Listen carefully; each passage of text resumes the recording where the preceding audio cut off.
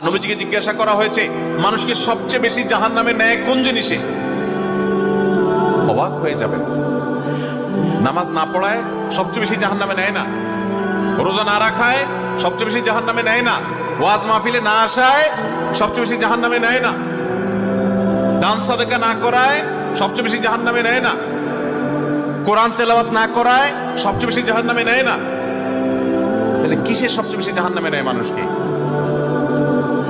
সুইলা রাসূলুল্লাহ সাল্লাল্লাহু আলাইহি সাল্লাম আন আকসারি মা ইউদখিলুন নাস আন-নার, মানুষকে সবচেয়ে বেশি জাহান্নামে নেয় কোন জিনিসে জিজ্ঞাসা করা হয়েছে।